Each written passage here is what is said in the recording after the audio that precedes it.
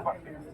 দেখুন, ফেনী, নোয়াখালী, লক্ষ্মীপুর এবং কুমিল্লা, এমনকি আপনার চিটাগাংয়ের ফটিকছড়ি এলাকাতে যে পরিমাণ কষ্টে মানুষ আছে, সারা রাত যে পরিমাণ মানুষের আর্তনাদ এসেছে, আমাদের কাছে যে সমস্ত ইনফরমেশন এসেছে সেগুলো গা শিউরে ওঠার মতো।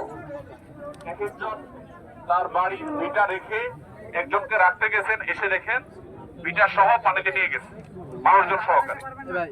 তো ক্ষয়ক্ষতির পরিমাণ এত ভয়াবহ যে 22-এর বন্যা যতটা ভয়াবহ ছিল সিলেটের বন্যা, এটা তার চাইতে কোনো ক্রমে কম নয়। এই বন্যা শুধু এই ফেনী নোয়াখালী এলাকা নয়, সিলেট এলাকাতে ইতিমধ্যে প্লাবন শুরু হয়ে গেছে এবং অনেক অঞ্চল ইতিমধ্যে প্লাবিত হয়ে গেছে।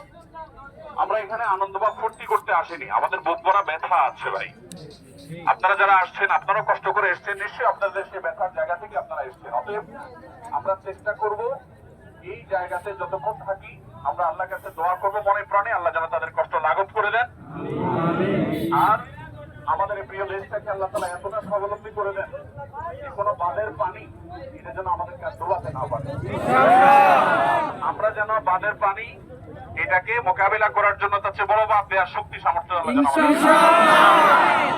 আমাদের দেশের মানুষের প্রতি বছরের এই কষ্ট আমাদের আর ভালো লাগে না, করতে চাই না।